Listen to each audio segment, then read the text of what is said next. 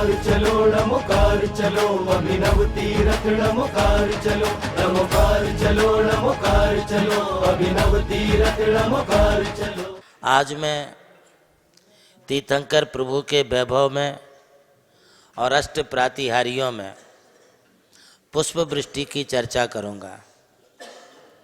ऐसे तो जैन धर्म और जैन समाज में ही नहीं, बहुतायत से हम देखते हैं तो भारतवर्ष की कोई भी संस्कृति हो, कोई भी मंदिर हो, हर एक में पुष्पों का अपना महत्व है, जिसे हम पुष्पांजलि कहते हैं।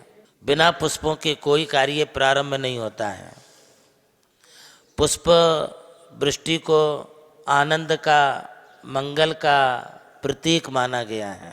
यदि हम पुष्प वृष्टि करते हुए पुष्पों की वर्षा हम करते हैं तो इससे हमारे कार्य की सफलता और सार्थकता देखी जाती है। जहाँ तक मैंने देखा है, आपकी शादी हुई होगी, शादी में भी जब शुभम मंगलम भवतु बोलते हैं तब आपके ऊपर भी पुष्पों की वर्षा की गई होगी।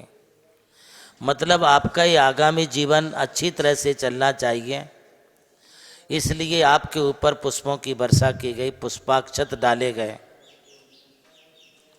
और यदि किसी का गृह प्रवेश होता है, वास्तु शांति होती है, किसी का प्रतिष्ठान है, फैक्ट्री है, या कोई मांगलिक कार्य है, तो उसमें भी आप मंगलाष्टक पूर्वक पुष्प वृष्टि करते हैं। पुष्पों का सद्भाव कितना उपयोगी है, ये आपके लिए समझना है। फिर वो पुष्प चाहे आप ओरिजिनल पुष्पों की वर्षा करें या सोने चांदी के पुष्पों की वर्षा करें या पीले चावल को पुष्प मान कर के उनकी वर्षा करें, हालांकि सभी में पुष्पों की स्थापना है, पुष्पों की संकल्पना है। यहाँ दोष और अदोष वाली बात नहीं है। हम यह नहीं कह सकते हैं कि ओरिजिनल पुष्पों में दोष लगता है और जो सोने चांदी में पुष्पों में संकल्प किया है, या आपने जो पीले चावल किए केसर डाल करके या चंदन डाल करके, उसमें भी आप उसे निर्दोष मानते हैं, किंतु संकल्पना तो वही है।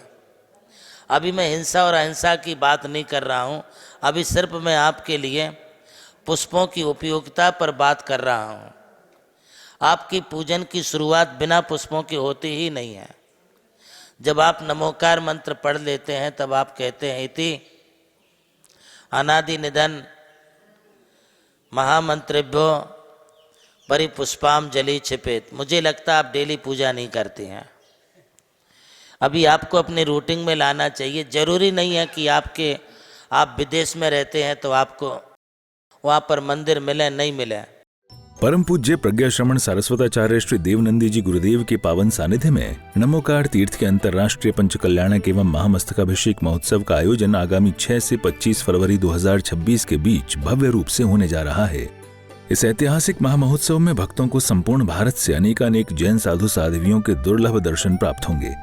जैसे जैसे ये महामहोत्सव अपनी आयोजन दिनांक के निकट पहुंच रहा है, वैसे वैसे नमोकार तीर्थ पर महामहोत्सव की तैयारियों की पूर्णता के साथ ही जैन साधु एवं साध्वी भगवंतों, त्यागी व्रतियों एवं श्रावक श्राविकाओं के हेतु नमोकार तीर्थ परिसर में व्यवस्थाओं को लेकर कार्य उत्तरोत्तर प्रगति पर है। नमोकार तीर्थ पर पूज्य जैन साधु एवं साध्वी भगवंतों, त्यागी व्रतियों एवं श्रावक श्राविकाओं के स्वागत की तैयारियां विशाल स्तर पर चल रही हैं। कोशिश ये है कि महामहोत्सव में साधु एवं साध्वी गणों, त्यागी व्रतियों एवं श्रावक श्राविकाओं की संपूर्ण व्यवस्था में कोई कमी न रहे, इसलिए इस ओर हर छोटी से छोटी चीज का ध्यान रखा जा रहा है।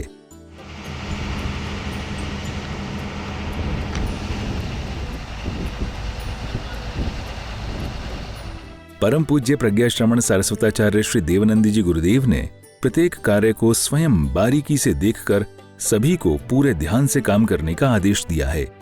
जैन संस्कृति और दर्शन के अनुसार अधिकतम परिस्थितियों में जैन साधु एवं साध्वी गणों, त्यागी व्रतियों एवं श्रावक श्राविकाओं को कुएं का जल ही आवश्यक होता है। अतः इस हेतु नमोकार तीर्थ परिसर में एक नया कुआं खोदकर पूज्य साधु एवं साध्वी गणों, त्यागी व्रतियों एवं श्रावक श्राविकाओं की जल व्यवस्था के लिए तैयार किया गया है। यह नमोकार तीर्थ की पंचकल्याणक महामहोत्सव को लेकर विशेष तैयारियां हैं, जिनमें हर एक छोटे से छोटे कार्य को एक विशेष नजरिए से अंजाम दिया जा रहा है।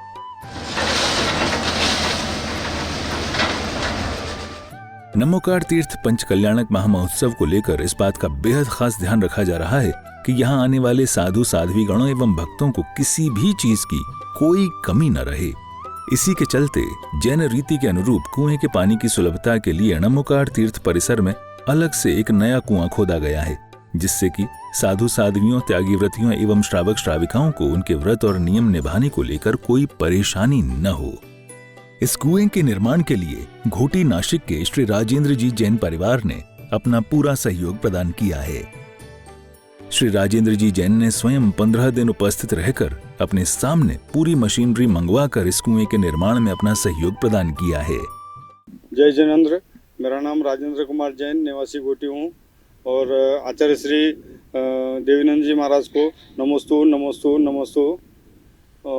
मेरा कुआं खोदने के व्यवसाय है और आचार्य श्री से रिक्वेस्ट किया था कि संतों की सेवा का लाभ मुझे भी कुछ मिले, तो उसी के अनुसार ये कुआं जो मैं खोद के दे रहा हूँ। यहाँ जितने भी संत आएंगे उन संतों के जल की व्यवस्था के लिए ये कुआं खोदा जा रहा है और संतों की सेवा का लाभ इसके आगे भी हमें मिलता रहे। आचार्य श्री को नमोस्तु नमोस्तु नमोस्तु। एक विशाल पत्थर आया, बैंगलोर से यहाँ लाया गया। 164 टायरों वाले ट्रेलर पर लंबा और कठिन सफर तय कर आया। उससे तराशी दिव्य प्रतिमा 51 फीट ऊंचा इसका आकार। अरिहंत परमेष्ठी की ये भव्य मूर्ति देखे जो हो जाए निहार।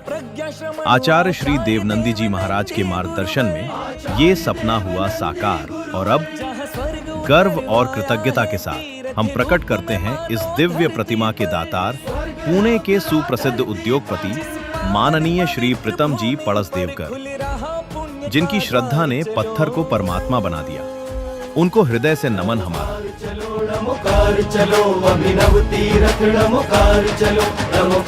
पंचकल्याणक का आया पर्व मंगल मंगल छाया है। नमोकार तीर्थ के आंगन में देवलोक भी मुस्काया है। सौधर्म इंद्र का पद है ऊंचा, देवों के वे राजा हैं। भगवान के पावन कल्याणक में तीर्थ देवलोक सा सजाया है। सौधर्म इंद्र का महान पद नीलम जी अजमेरा ने पाया है। उनके हाथों होगा अभिषेक, देवों का यशगान आया है। नमोकार तीर्थ के संस्थापक अध्यक्ष, संघपति एवं सुप्रसिद्ध उद्योगपति श्रीमान नीलम जी अजमेरा एवं धर्मपत्नी कीर्ति जी अजमेरा विभूषित करेंगे सौधर्म इंद्र का महान पद। नमोकार चलो अभिनव तीरथ नमोकार चलो। पंचकल्याणक का पावन पर्व हर मन में आनंद जगाए। भगवान के जननी जनक आज सौभाग्य के गीत सुनाए। श्री संतोष जी पेंढारी बने भगवान के पिता, जिनसे मिला संस्कार। स्मिता जी पेंढारी बनी भगवान की माता, जिनसे मिला करुणा और प्यार। इनकी गोद में पला वह तेज, जिसने जग को दिया उद्धार। हम सब मिलकर करते वंदन, दोनों को शत शत प्रणाम। पंचकल्याणक महोत्सव समिति के अध्यक्ष व सुप्रसिद्ध उद्योगपति श्रीमान संतोष जी एवं धर्मपत्नी स्मिता जी पेंढारी नागपुर बनेगे वीर प्रभु के माता पिता। पर खुल रहा पुण्य का द्वार चलो। नमोकार चलो अभिनव तीरथ नमोकार चलो। नमोकार चलो अभिनव तीरथ नमोकार चलो।